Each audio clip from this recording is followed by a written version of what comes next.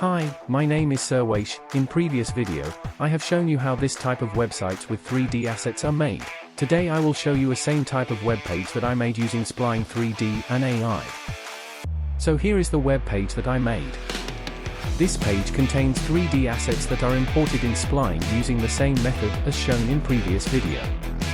You can access the video from the link given in description. Now this page contains a navigation bar, body that has text content and 3D assets and footer like every modern day website. Now let's have a look at the code for this page and how AI helped in developing this page. Here is the initial prompt that I passed the AI to generate basic HTML CSS code for a web page with navbar.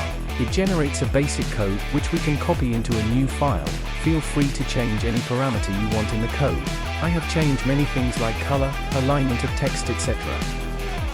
Here is the side-by-side comparison of code generated by AI and same code after editing. Firstly, I have introduced a body style so to provide black background to the page instead of default white background. Then I have changed the color of navbar to a yellow-green shade. This is currently my go-to accent color. This changes the color from AI-generated brownish color to give a neon color effect.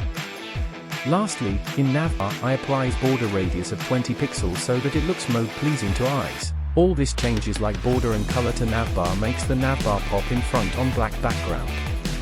This was the easy part, but importing multiple 3D assets and aligning them properly so that they do not overlap anything is challenging. Let me show you how it's done. Firstly, we will need to disable the interaction options from play setting. This is done so that in web page the designs do not interact with user input. This can cause problem while navigating in web page.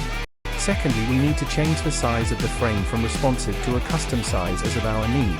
This is like a camera for the web page. On the portion of design inside the frame will be visible in our website. We might need to zoom out from the frame so that complete design is visible in frame.